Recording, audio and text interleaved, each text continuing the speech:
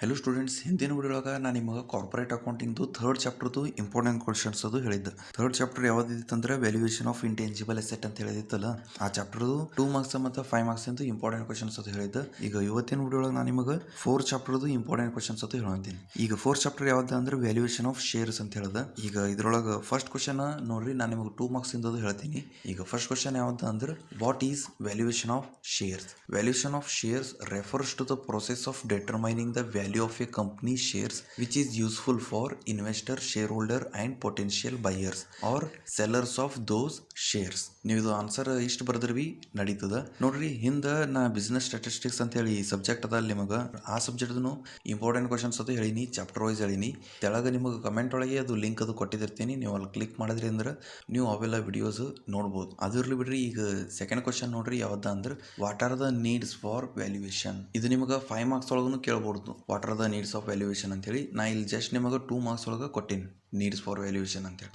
ಈಗ needs for valuation ಕೇಳೋರಂದ್ರೆ ನೀವು ಯಾವರೇ 3 ಇಲ್ಲ 4 ಬರಿಬೇಕಾಗ್ತದೆ. ಇಲ್ಲ ಅವರೇ ಅಲ್ಲಿ ಮೆನ್ಷನ್ ಮಾಡಿದಿರ್ತಾರೆ, mention any 2 needs for valuation ಕೊಟ್ಟರಂದ್ರೆ ನೀವು ಯಾವರೇ 2 ಬರಿಬೇಕಾಗ್ತದೆ. ಆದ್ರೆ ಯಾವಾಗ ಅವರು write any 2 needs of valuation ಈ ರೀತಿ ಕೊಟ್ಟರು ಅಂದ್ರೆ ನೀವೇನು ಮಾಡ್ಬೇಕಾಗ್ತದೆ ಅಂದ್ರೆ ಇವು ಎಕ್ಸ್ಪ್ಲೇನ್ ಮಾಡ್ಬೇಕಾಗ್ತದೆ. Investment decision, mergers and acquisition ಇವೆಲ್ಲ ಏನು ಮಾಡ್ಬೇಕಂದ್ರೆ 2 ಪಾಯಿಂಟ್ ನೀವು ಎಕ್ಸ್ಪ್ಲೇನ್ ಮಾಡ್ಬೇಕಾಗ್ತದೆ. ಅದ್ರಲ್ಲಿ ಬಿಡ್ರಿ ನಾನಂತೂ ಇಲ್ಲಿ ಆ ರೀತಿ ಕೊಟ್ಟಿಲ್ಲ. ಯಾವ ರೀತಿ ಕೊಟ್ಟಿನಿ ಅಂದ್ರೆ what are the needs for valuation ಈ ರೀತಿ ಕ್ವಶನ್ ಕೊಟ್ಟಿನಿ. ಇದ್ರದ್ದು ಆನ್ಸರ್ ಏನದ ನೀವು ಇಲ್ಲಿ ನೋಡ್ಬೋದು. Needs for valuation investment decision, mergers and acquisition, financial reporting, tax purposes, insurance purposes, legal purposes ಇವೆಲ್ಲ ನೀಡ್ಸ್ ಫಾರ್ ವ್ಯಾಲ್ಯೂಯೇಷನ್ ಅವ.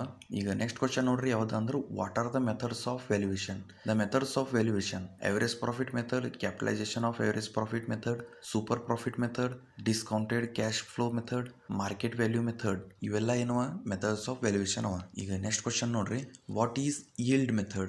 The yield method is a method of business valuation used to estimate the value of an income producing assets or business. The yield method is based on the principle that the value of an asset is equal to the present value of its expected future cash flows.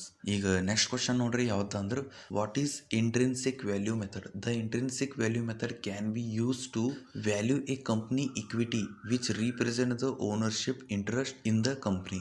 The intrinsic value of a company's equity is based on its underlying assets, earning, cash flows and growth prospects. ಈಗ next question ಯಾವ್ದು ಅಂದ್ರೆ what is fair value? Fair value is the sale price agreed upon by a willing buyer or seller. The fair value of a stock is determined by the market where the stock is traded. ನೀವು ಇದು answer ಇಷ್ಟು ಬರೆದ್ರೆ ನಡೀತದೆ. Next ಇಲ್ಲಿನ ಮುಂದೆ ನೀವು ನೋಡ್ಬೋದು, fair value also represent the value of a company's assets and liability when a subsidiary company's financial statement are consolidated with a parent company. ನೋಡ್ರಿ, ನೀವು ಫಸ್ಟ್ ಹೇಳ್ಕೊಂಡು ಇಲ್ಲಿ ಇವು 2 ಪಾಯಿಂಟ್ ಬರೆದ್ರೆ ನಡೀತದ. ಇಲ್ಲ ಅಂದ್ರೆ ಈಗ ನಾ ಹೇಳಿಲ್ಲ, ಇದು ಫೇರ್ ವ್ಯಾಲ್ಯೂ ಆಲ್ಸೋ ರಿಪ್ರೆಸೆಂಟ್ ಇಲ್ಲಿ ಹೇಳ್ಕೊಂಡು ಇಲ್ಲಿ ಕೆಳಗಿನ ಬರೆದ್ರಿ ಆನ್ಸರ್ ನಿಮ್ದು ಕರೆಕ್ಟ್ ಆಗ್ತದೆ.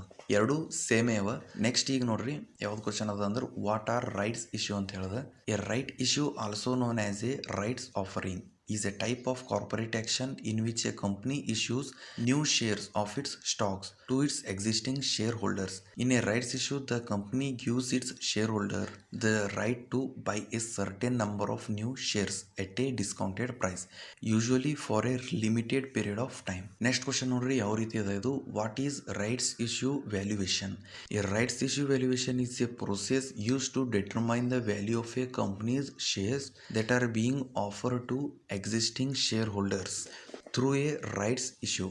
In a rights issue, a company offers existing shareholders the right to purchase additional shares at a discounted price, usually in proportion to their existing holdings. Next question ನೋಡ್ರಿ, what are warrants ಅಂತ ಹೇಳಿದ. Warrants are financial instrument that give the holder the right but not the obligation to buy shares of a company at a specific price and for a specific period of time. ನೀವು answer ಇಷ್ಟು ಬರೆದ್ರೆ correct ಆಗ್ತದೆ. ನೋಡ್ರಿ, ಇವೆಲ್ಲ ನಿಮ್ದು 2 marks ಇಂದು important questions. ಅದು 5 marks ಅಂತೂ ಬರ್ತಾವಂತೇಳಿ ನನಗೆ ಅನಿಸಿಲ್ಲ, ಅದಕ್ಕೆ ನಾ 5 ಮಾರ್ಕ್ಸ್ ಕೊಟ್ಟಿಲ್ಲ.